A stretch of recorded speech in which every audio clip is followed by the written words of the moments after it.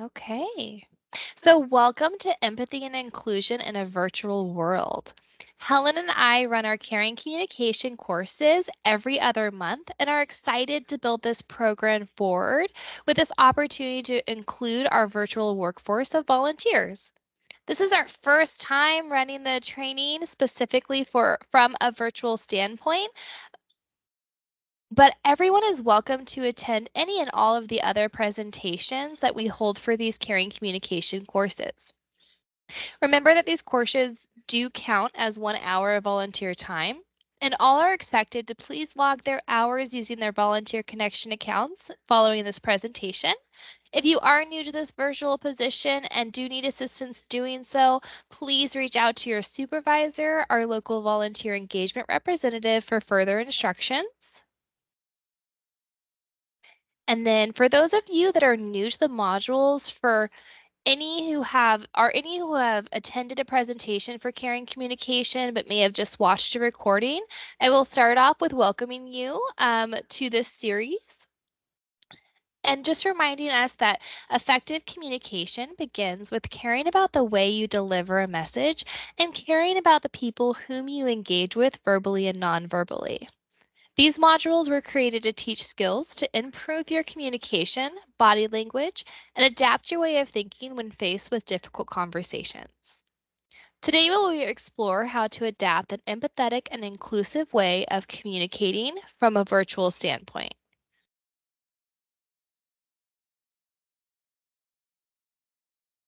So I want to first start off with introducing myself. So my name is Rebecca Rogers, and I'm a volunteer engagement representative too here in Northern California. And my name is Helen Cohen. I am a volunteer engagement representative in Southern California, specifically in Orange County.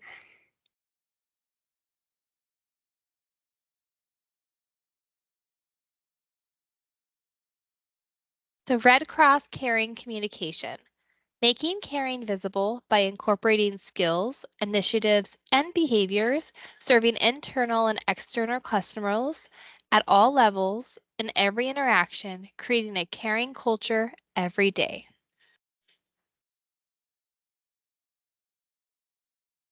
Empathy and inclusion are not characteristics that we are born knowing.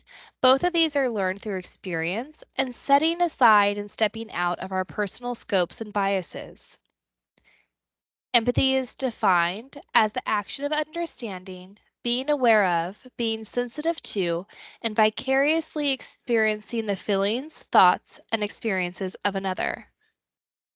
Inclusion is defined as including everyone, especially allowing and accommodating people who have historically been excluded because of their race, gender, sexuality, or ability. So for our icebreaker today, we would like to hear from you on how exactly these two things connect. I don't want you to think about whether your answer is going to be right or wrong, or if it's going to make sense to the group. We are just going to get our creative juices flowing and really dive into how you think these two work together. So remember, we still have an entire presentation to go, but please feel free to type your answers into the chat box or raise your hand and Helen and I will go ahead and call you off mute. So the question that we're going to be answering is, how do you think that empathy and inclusion connect?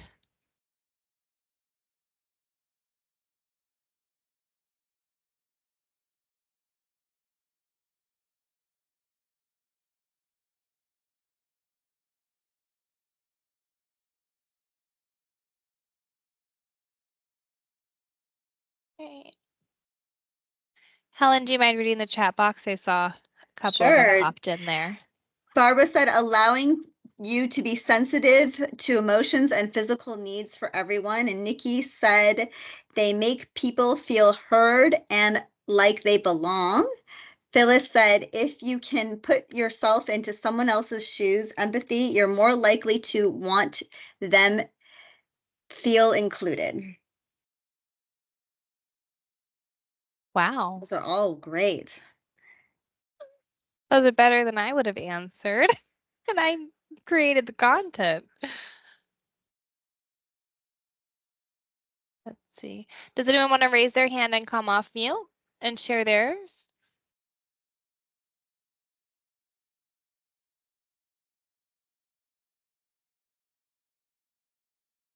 Okay.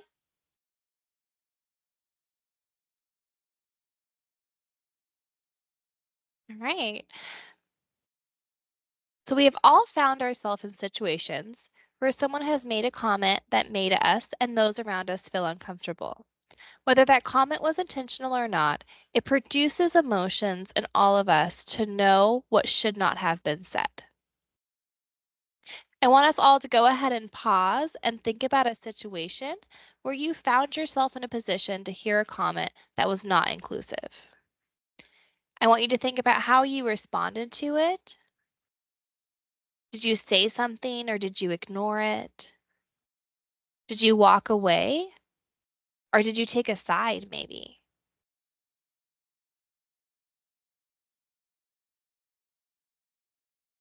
Now, we want you to understand that being an advocate to those in need can really drive a message to the receiver and shed some light on things they should improve upon. Your courage to support someone else in the right way could make the difference for yourself and others around you. You want to make sure that you're alert to non inclusive comments, whether they are your own bias or something someone is being said by another individual. Intervene when possible to these uncomfortable situations by focusing on behaviors and avoid labeling. You may consider saying, I know it was not your intent, but that comment made me uncomfortable, instead of saying something like, that's sexist or racist. Be empathetic when responding. Pause and think about the other person's feelings. Consider talking to the person one-on-one as to avoid them from being embarrassed if in fact it wasn't taken by the receiver as inappropriate. Sometimes calling someone out that was really just in play can really heighten tensions in a light conversation. So remember, it is important to respond appropriately and not react. Understandably speaking, up can up can be difficult for those on the receiving end. We do have a tip sheet that's on one source. It's called Called It Out, and that can really kick your strategies into gear to help you speak up. So for more strategies, you can click the link on the screen, and that would take you to the tip sheet.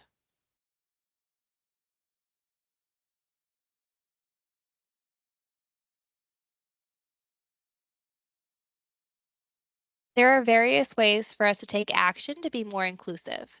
It is always important to identify areas where we can be our best selves to improve our personal bias. Regularly reflect on the impact of your behaviors on others.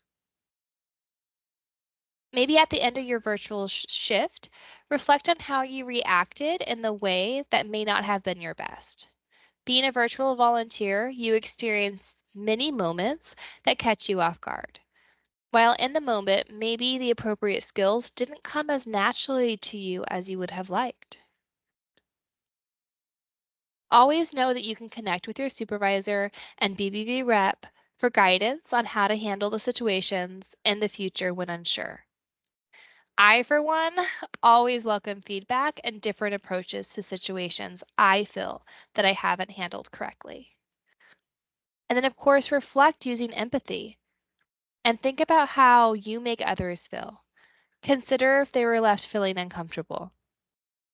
Always ask yourself if there is anything you can do in the future that will help you navigate these situations.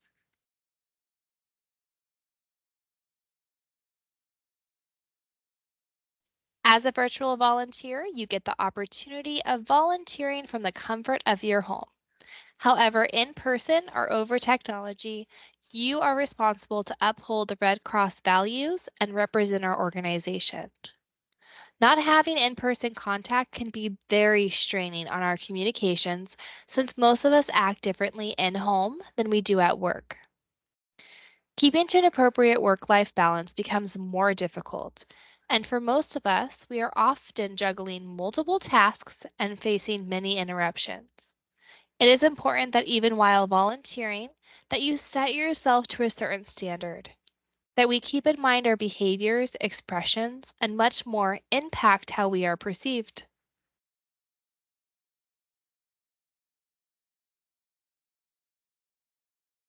Inclusivity is one thing that is difficult to achieve unless we provide a welcoming atmosphere. Many of us are new to virtual calls and not always focus on things like our body language when we are engaging in these meetings. Keep in mind the following when creating an open and comfortable atmosphere for everyone. Facial expressions. Don't forget the power of a smile. The audience sometimes only has your facial expressions to go off of for understanding what you mean. Be sure that your expressions is saying what you mean. Posture. Be sure you're not slouching. Slouching affects how you're breathing and in turns impacts your voice.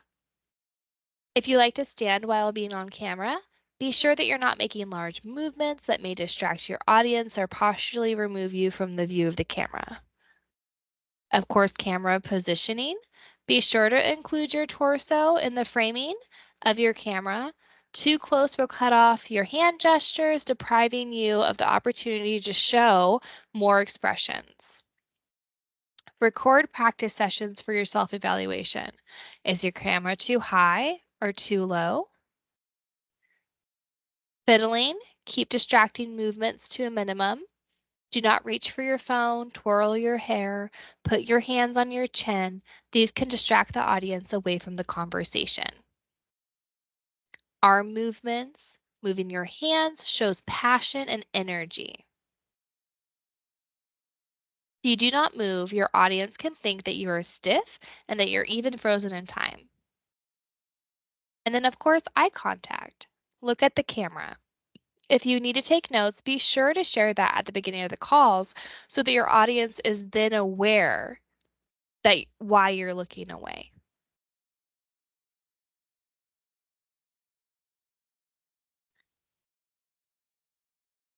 Understanding the importance of tone of voice, nervous, timid, excited, apprehensive, happy, sad, etc.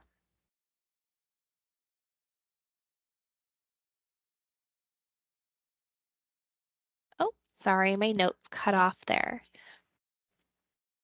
So here we're going to listen to learn.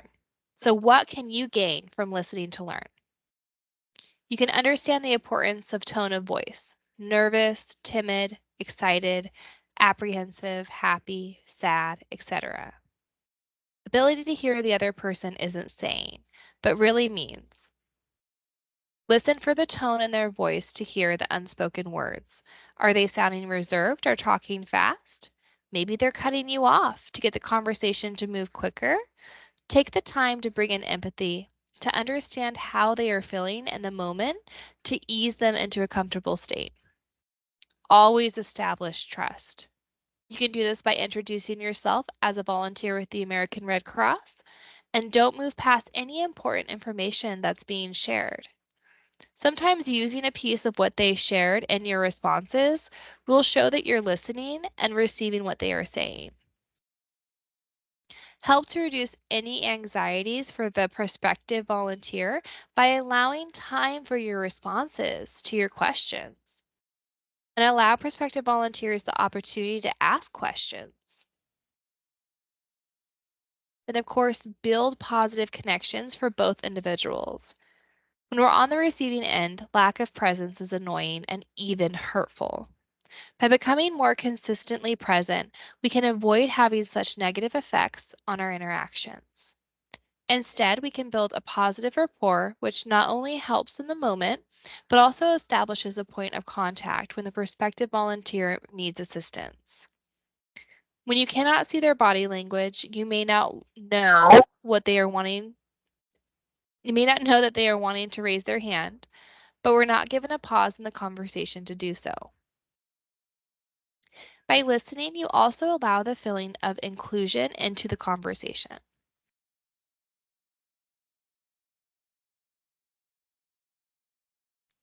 It is important when performing email communications that you understand that you are reaching an audience of different cultures, ethnicities, genders, ages, and everything in between. Whether communicating with one volunteer or another, it is difficult to identify volunteer preferences with who you have not previously had conversations with. Some general do's and don'ts to follow for an all-inclusive email thread can contain the following. Don't use greetings like sir or ma'am or Mr. or Mr. or Mrs., but more use greetings like friend or maybe their preferred name from their volunteer connection profile. Don't use he or she, do use they or them. Don't use words like husband or wife, do use words like significant other or partner. Don't assume their knowledge of technology. However, always attach the same how-to documents or always offer assistance. Try not to use any hard-to-read fancy texts. Try to use those generic auto-defaulted ones where the letters are clear. Don't use any blurry or dull images. Try to always use or do use clear images with high contrast. Now I'm going to go ahead and ask you guys to participate here. Can you think of any additional communication techniques that you have used to provide this inclusivity over email? You are welcome to raise your hands or place any information in the chat box.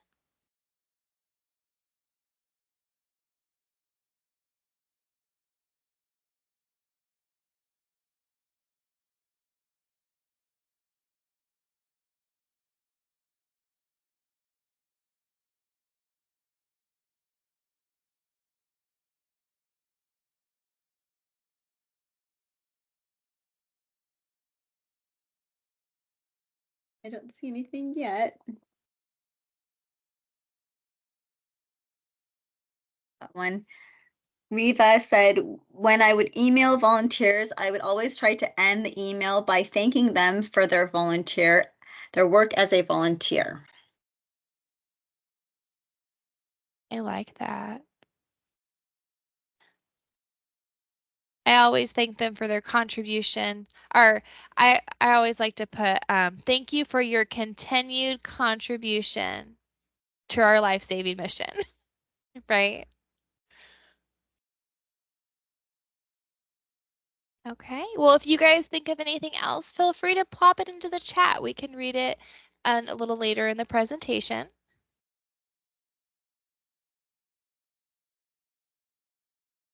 So many of us identify skills we have by tasks that we do or characteristics we exhibit.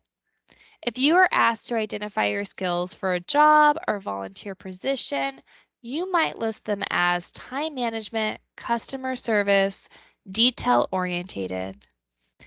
However, all of those skills do have layers. Hard skills can easily be interpreted as skills that you do, while soft skills are interpreted as how you do it. Soft skills are also referred to as people skills. They are a series of mindsets and behaviors. These skills are personal characteristics, traits, habits that make you uniquely you. They are the personal and interpersonal skills you bring to the work with you every day. Soft skills make the hard skills work. And in my opinion, are more hard. In a virtual world, you may not always have the opportunity to see body language or understand what the body language is that you are seeing. You also look different on camera versus in person. So do they. The virtual world requires more energy and soft skills to connect with people. Remember that not everyone is comfortable talking to someone on the phone or on Teams. Use soft skills to ask questions, to open the line of communication with the prospective volunteers. Help them feel comfortable by how you start the interaction. Be prepared that people react differently in a virtual world. Now I'm going to go ahead and hand it over to Helen.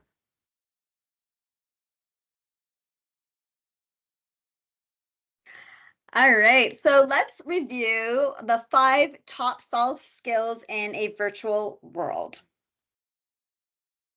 So first, we're going to start with attitude. People may not see you, but they can hear your attitude when you speak. So be sure that your tone matches the message. A positive attitude in a virtual world is simply remaining calm during challenging interactions and making every effort to build relationships with the people that you're interacting with. Answering with the phrases from your script and it could come off as cold and robotic. So try to practice what you're about to say so it comes out warm and authentic. Nonverbal communication, a smile when interacting with others, sitting up straight, practicing direct eye contact, and being mindful of your facial expressions. Also, with verbal communication, be upbeat, speak positively of experiences, and refrain from using any negative words. Cultural awareness is another virtual soft skill.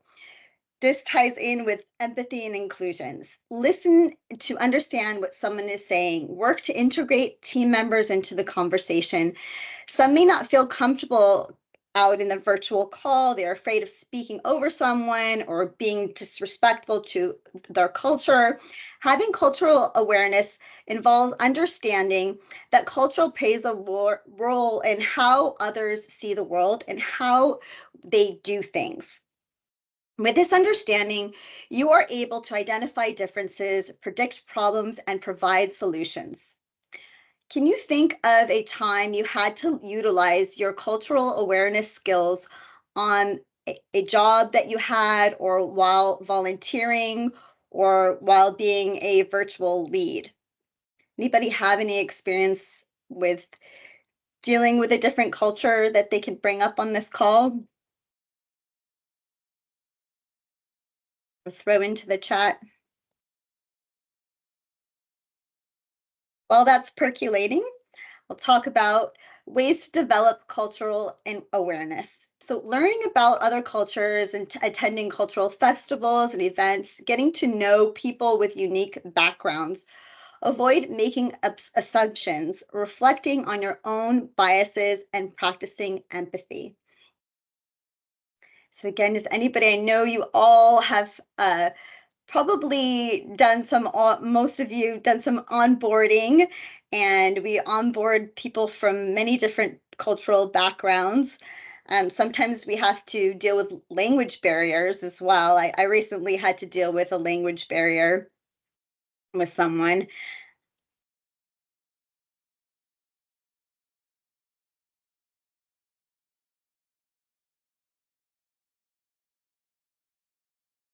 Nothing yet, Helen. Oh, Phyllis said, where I live, about 18% of the population are from India. I have had to learn about some different cultural differences, such as small boys wearing a top knot and makes them look like a girl. Oh, Yeah, well, thanks for sharing. Yes, definitely. There's, different ways that people dress on in out in the world, that identifies their culture, um, different ways that they might express themselves, or lack of expressing themselves. Like sometimes I'll ask a question to a certain culture, and I get the feeling that they're uncomfortable answering that question, as it might be, they might think that it might be offensive. So we always just have to be mindful of, sometimes other cultures don't like that eye contact, and it's rude in some cultures. So it's really good to find out about those different cultures, because we do deal with a lot of different cultures with our work. Phyllis, thank you so much for sharing. All right. Communication, be clear and respectful, be empathetic and concise. You set the tone for the call, how you communicate from the first word you say. When you communicate, make the volunteer opportunities meaningful and offer diverse and flexible options for your volunteer. When communicating with diverse audiences, you can try to adapt your communication style, content, and strategy to the situation and the audience. This can help you avoid cultural misunderstandings, stereotypes, and offenses. Here are some tips for communicating with diverse audiences. Know your audience. Understand your audience's preferences, norms, and values when it comes to communication styles. For example, some cultures may prefer direct and concise messages, while others may value indirect and elaborate expressions.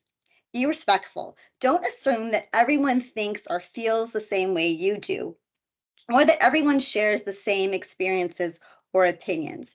Adapt your style, observe clues, match the pace, and respect differences. Be clear, enunciate clearly. Don't speak too fast. I always have to remember that. And be careful with metaphors. You can also avoid slang, jargon, and idiomatic expressions. Be mindful. Be mindful of your body language, your eye contact, and your personal space. Listen actively. Pay attention to what the volunteer is saying as well as how they are saying it. Value feedback. Invite input from volunteers with different perspectives and respond thoughtfully to the feedback. Time management. Be early for your calls. If you're late, that sets the tone that this is not important to you and that you may be distracted by something else. If you are going to be late, provide that information as soon as possible so that they're not left wondering what the right time and space is for the call. Eliminate any distractions. Distractions can reduce productivity and motivation. And delegate. Assign the right work for the right people. Prioritize. Decide where to spend your time so you can complete urgent and essential tasks first. Avoid multitasking. Focus on one task at a time to be more productive. Create a calendar to use a calendar to manage your daily activities and keep on track with your deadlines. Make an effort to ensure that you're communicating the duration of the scheduled chat that you are going to be having ahead of time. For example, if you're going to host an orientation, let them know in writing that this orientation will be 20 minutes long. Be sure you keep to that time, making sure that you have allotted for questions and answers that might come up over the past of your duration of your call. Leadership. Your tone and your body language, your communication style all set the tone for virtual meeting. Be confident in your role and have a clear agenda for what you are looking to accomplish in your conversation. As a leader, offering inclusive volunteer opportunities means actively involving your volunteers and empowering them to continue giving their best efforts. You want to recognize specialties and work with the volunteers regardless of their beliefs, their ethnic backgrounds, their gender, their age, or religion, offering a diverse range of opportunities that require different skill sets to attract a larger pool of diverse volunteers. I would like you to share here. Can you recall a time that you spotted a unique skill set in a volunteer that you interacted with, and perhaps how you brought that into the fold? Those of you that might have onboarded people, maybe you had an experience where you saw that this one volunteer seemed like they're really good with technology, and maybe you brought them in to do some virtual help. Does anybody have an experience that they can share like that? I know we have some staff on the line as well. So if you have some stories to share. Hint, hint. I will say that I'll chime in here because I do identify certain skills for certain volunteers that I may follow up with after I onboard for the donor ambassador role. Sometimes our centers, locally, we do have times where we have an influx of donors and times where we're a little bit slower. And I will say that sometimes volunteers come on. It's a mixture of the times they do. And sometimes volunteers are not as engaged in the donor ambassador role, but they are great volunteers for our organization and they are very, very interested in working for us. So I have a template that I use when speaking with those volunteers on other positions that we offer for them locally, our high need positions, and give a little description about what that is. And then I, of course, if they're interested, I contact the DPM or anyone in the services of the armed forces or volunteer services, and let them know, hey, I accepted this person. They did their shadow shift or they worked a couple of shifts and they're just not as engaged as they were hoping to be in this role, but they showed interest in these roles. And then I've then been able to divert them to other volunteer opportunities. I also have gotten lots of emails sometimes from certain volunteers that are they written better than anything I can write. So I've also went ahead and invited them to be on my virtual team. So there's that. Yeah, thank you so much for sharing. So some volunteers may excel in communication, while others might have exceptional creativity or problem-solving skills. Still, others may excel in leadership skills. When your volunteer group is less homogeneous, you have more chances in utilizing unique skill sets. So the Red Cross is an organization that's actually founded on empathy and inclusion. And many of you might know these principles, but we're going to review them again because they really tie in very strongly with what we're talking about today. So let's review the 7 fundamental principles of the Red Cross and how they fit into empathy and inclusion. Humanity. The Red Cross is born of its desire to bring assistance without discrimination to wounded on the battlefield, endeavors in its international and national capacity to prevent and alleviate human suffering wherever it may be found. Its purpose is to protect life and health and to ensure respect for the human being. It promotes mutual understanding, friendship, cooperation, and lasting peace amongst all peoples. Impartiality. It makes no discrimination as to nationality, race, religious beliefs, class, or political opinions. It endeavors to relieve the suffering of individuals being guided solely by their needs and to give priority to the most urgent cases of distress. Neutrality. In order to continue to enjoy the confidence of all, the Red Cross may not take sides in hostilities or engage in any time in controversies over political, racial, and religious or ideological nature. Independence. The Red Cross is independent. The national societies, while auxiliaries in humanitarian services of their governments and subject to laws of respective countries, must always maintain their autonomy so that they may be able at times to act in accordance with the Red Cross principles. Voluntary service. The Red Cross is a voluntary relief movement, not permitted to in any manner by desire for gain. Unity. There can only be one Red Cross Society in any one country. It must be open to all. It must carry its own humanitarian work throughout its territory. Universality. The Red Cross is a worldwide institution in which all societies have equal status and share equal responsibilities and duties in helping each other. When I read that, I get very emotional because it makes me feel like everyone's accepted here, and that's huge. If anybody has anything else to share, how that made you feel when you read that, I would love to hear that if you want to throw that in the chat. At the Red Cross, we also strive to adopt the plus model, when connecting with others. Move from seeing differences as something negative to an opportunity for improvement.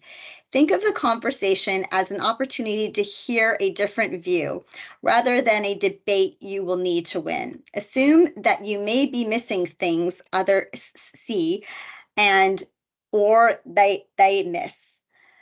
Listen to understand, not to reply or rebuke or suspend judgment. Ask questions to better understand their view, starting with, help me understand what you're thinking. Dig deep for the evidence and data that they are basing their reasoning on. Check your understanding by paraphrasing their position. For example, what I'm hearing is, or so what you're saying is. Remain calm. Don't interrupt or talk over the person. If you need to track your thoughts, write them down.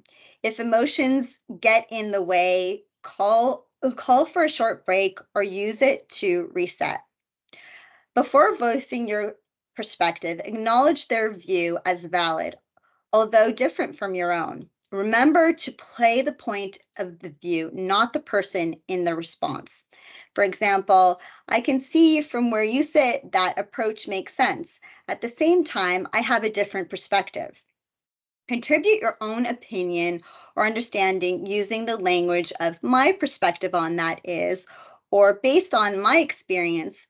Explain your thinking and point of view is based on. If possible, seek to integrate two or more perspectives to create a better idea, solution, or decision based on expanding or deepening understanding of the problem or subject being discussed.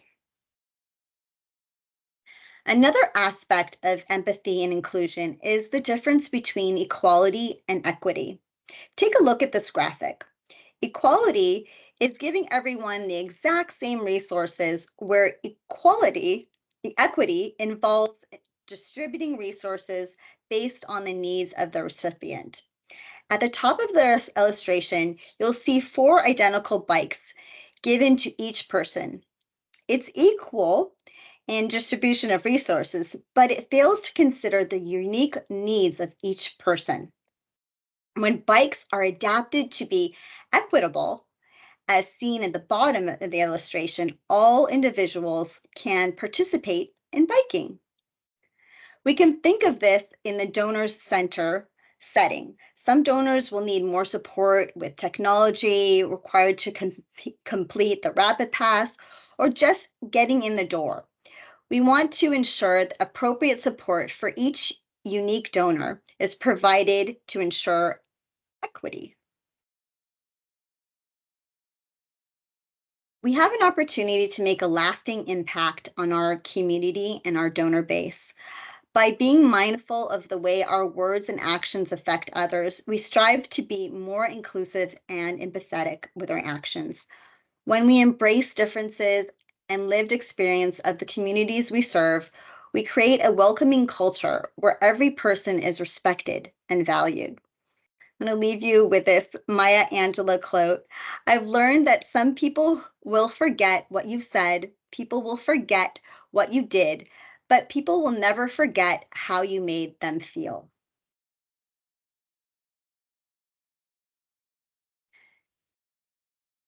In conclusion, I wanted to leave you with some hopefully helpful tips with working virtually.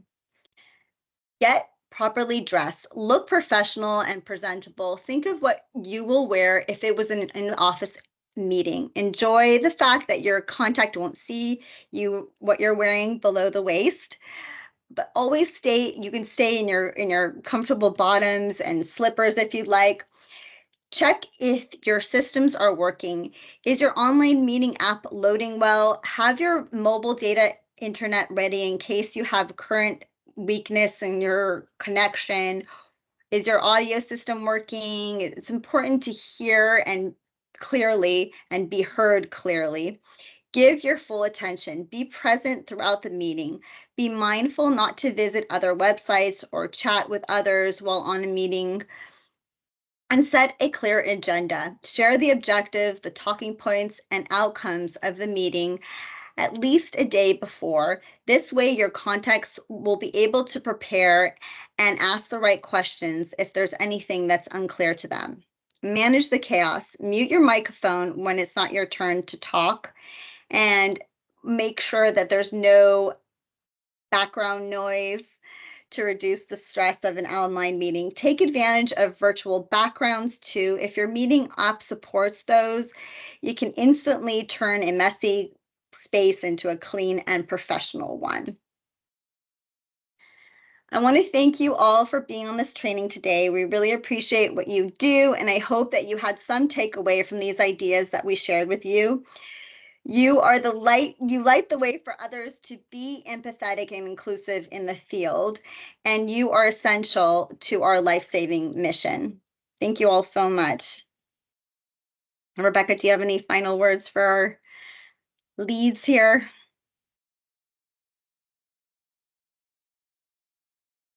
I'm talking and I'm muted. I'm going to go ahead and stop the recording.